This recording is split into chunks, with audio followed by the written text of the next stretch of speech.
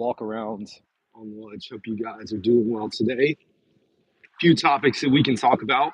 I'm gonna give folks a minute to get joined, and then we'll beef it up. Unfortunately for me, I usually run on my lunch break, and I did not bring a change of clothes today, so I'm kind of stuck here, unable to go on a run. So I hope you guys are doing well out there. We're gonna chop it up a little bit when it comes to some Jalon Walker hype, which has kind of taken off as expected. It feels like a fluctuation. It's part of the reason I don't really buy into mock drafts, like very largely. I get the point of doing them. I understand the need of doing them if you're a team.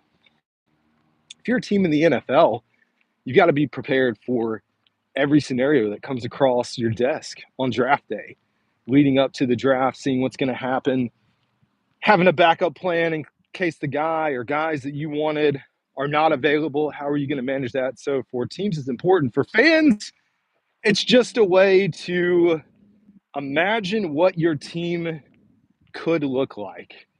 And everyone feels like their draft is perfect.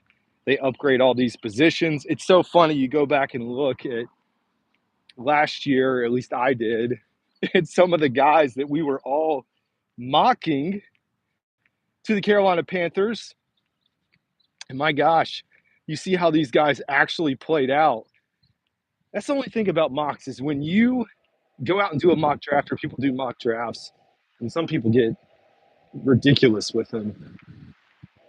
People never go back to answer on their misses, so to speak. But anyways, we're not going to talk about the concept of a mock draft. We are going to talk about the stock rising for Jalon Walker. We've heard a lot of positive comments from Dave Canales, or some positive comments from Dave Canales over the last day in reference to Jalon Walker. A lot of good things coming from the players associated with Jalon Walker at the University of Georgia. Just continuing to praise him as a player on the field, off the field, all that stuff that you usually hear. And so his stock is going up. I've seen him trending in the top 5. I've seen him as a number 5 prospect overall now. And so the question is, do we even think he's going to be available? I mean, you can have 7 picks in front of you. Somebody is going to fall to Carolina. Who that's going to be is TBD. But I really, as we think through the prospect of Jalon Walker being a Carolina Panther, one of the things that excites me a little bit about his potential is, one, Carolina Panthers have traditionally done really well when drafting a linebacker. And I know this is kind of an off-ball linebacker, a hybrid edge, inside linebacker, off-ball, whatever you want to call him. Panthers have traditionally done well when drafting that position. And so for me, I think it makes total sense. What's up, y'all? Palmetto Panther number 5. Who is gassing these players up? Well, it's not me, man. I can tell you that right now. I'm not the one gassing up. That's the thing. We have the fake, I'll call it, it's like the stock market. That's all it is when you talk about the draft and these guys. It's a fake stock market. Like one day, one person says this, they skyrocket up. I mean, if you really think about the evaluation process, the film has been there. The film has been there for months for guys to evaluate. Teams have a general understanding. Now, I know you're getting into top 30 visits, you're getting into pro days, you had the combine. So there is another level of getting to know the guys. But in general, who the player is who they are. Unless you have a blip that comes up, unless there's an undisclosed injury or news about an injury that's going to impact their draft stock. The funny thing to me is seeing how draft positioning for players changes when there really hasn't been anything happening. I laugh at it every year. It's always funny to see the mocks themselves changing as well. But Braden Urban, hi, what's up? What name is better, Liren or Landre? I'll go with Lyric. I'll go Laundry, and I don't know if I'm saying that right. Pretty good name as well. What do you think about the Packers, man? Green Bay Packers. Well, for folks that don't know, that was the team that I followed growing up, even though I am in North Carolina.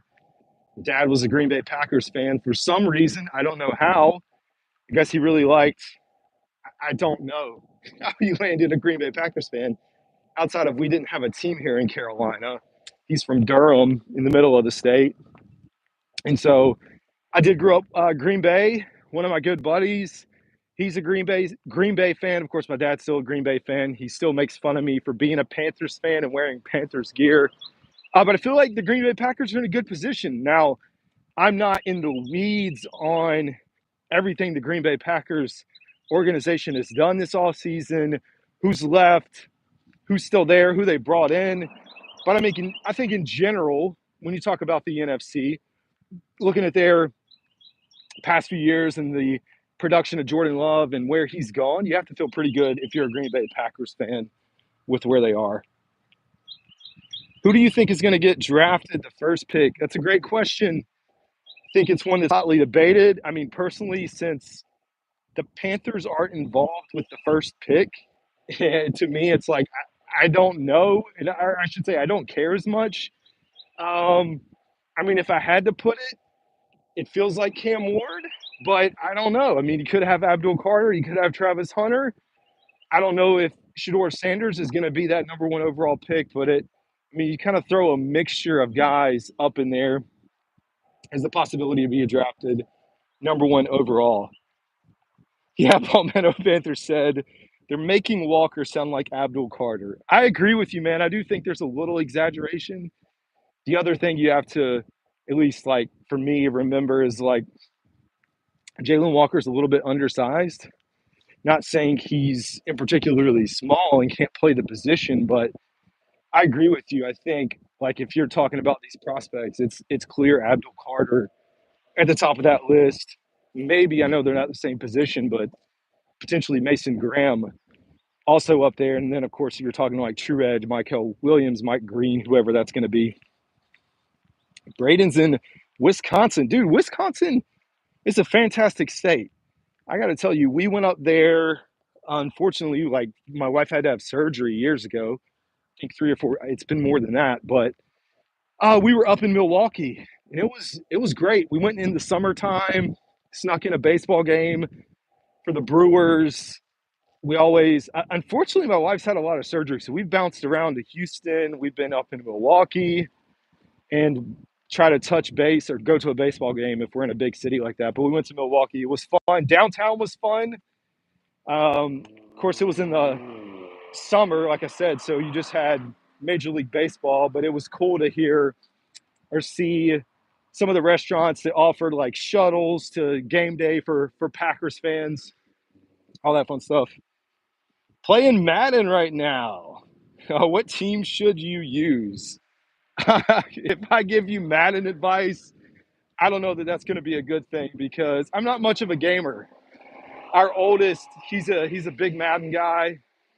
He's beat me I think once. So even though I can't pick up the sticks that often, I still give him a hard time about him not being able to beat me. Oh, it's about to get loud. How about you roll with? I don't know who you're playing or if you're playing online. Roll with the New England Patriots. I'm going to be a little bit biased because I'm a Drake May fan. It's also pretty loud out here on the main road, so I shouldn't have gone out there. But the funny thing about playing Madden with him is he loves the Baltimore Ravens, so he's a Ravens fan.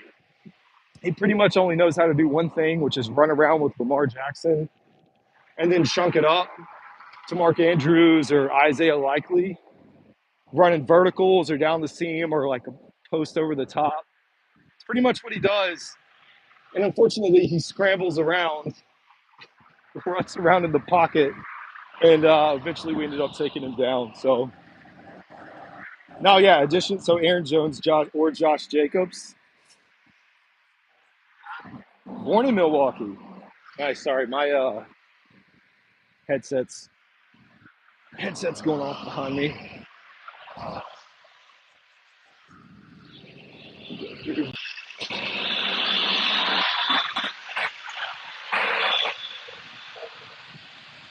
Definitely did not pick the quietest route to go through here. Anyways, all right, back on track. Oh, he said I hate the Patriots. Ah, because the Bills and Dolphins fan. Ah, how in the world are you a Bills and a Dolphins fan and you live in Milwaukee? Oh man, you're a fan of the NFL. You just need to get you a NFL hat. Says that's your team. I'm just giving you a hard time. But yeah, New England. Anyways, we're gonna get back on track a little bit. Talking about the Carolina Panthers. I mean, there's really not a lot. We went through the discussions about Jalon Walker. Where I was gonna go is one of the reasons I like him as a prospect is the potential for versatility. I don't know that Ejiro Evero can use him effectively or in the same way that we saw him use Frankie Louvu. But as you build out the foundation of the Panthers defense, this revitalized defense, I like the option of having him off ball and edge, being able to get reps in both places. I think knowing that the Panthers have lacked a really strong pass rush and haven't been able to get to the quarterback at all. But I guess you could flip that and say, well, why don't you just go out and get one of the best edges in the class, which is also a valid point. So I can see it from both ways depending on your stance on that position. One of the things I've been doing is going out looking at a lot of the new prospects that we brought in through free agency. I don't know how many people follow on X, but posted a bunch of clips on there last night breaking down some of the film of the guys that they brought in. Bobby Brown, Pat Jones, Tershawn, Turk Wharton. Let me not get ran over here. Move out so I don't can live to record another day. Be beneficial. But so the beefing up on the defensive line, you have to feel like the Panthers defense is going to be a little bit better this year. Like not a little bit better, but I don't know. You go back, and I was also watching Ejiro Evero's tape with the Denver Broncos from 2022, and when his team was most effective on the defensive side of the ball, because they weren't terrible, was when you had a really good outside pass rush, a guy that can get to the quarterback. And I mean, who isn't good? So it begs the question, like, what is the Panthers' decision? I think Joe Person, Mike Kay, both have this feeling that they don't think the Panthers are going to draft a receiver at 8 or an offensive player, I should say, that they are leaning heavily into the defensive side of the ball, which I think makes sense considering where the Panthers are. But we'll find out. I don't know. The smoke screens, they're there. We talked about Dave Canales and his interest in DK Metcalf. We're having the conversation. Find out where it goes. Last thing I'll say as we close out the live stream, I appreciate the sub in. He said, hold on, let me catch up on this. Still use New England. Oh, you like the Packers? Have a Dolphins Packers jersey, custom made. Oh, nice. Appreciate checking in, subbing, liking, all that good stuff. It does help me out a little bit as we grow the channel. I was going to say, so the Rico Dowdle signing for the Carolina Panthers, the only other thing I was going to highlight there is the one tidbit of information we learned is that the Panthers, originally, he was going to be too expensive. We're going to go down a side road, so I'm not as loud, or it's not as loud. But the asking price for Rico Dowdle, running back from the Cowboys free agent at the time, was a little bit more than the Panthers were willing to pay. But I guess, I don't know if it was market demand, his willingness to try to get close to home, back in the area where he played, where he grew up. Panthers were able to get a really good price tag on him. And that was something that was shared. I don't know how many folks are watching on the Panthers YouTube channel. They probably have it on Panthers.com. They have a bunch of film breakdowns that they're doing. So they did break down Rico Dowdle. And that was one of the pieces that came up, was the price tag for him and how it was originally too much. But anyways, folks, almost back to work. Got a nice little loop. Got in almost a solid mile. So appreciate you guys tuning in. Again, trying to do this on top of everything else that I do on the channel once per day, a little more interactive. But as always, this is CD. I will see y'all later. Y'all have a good one.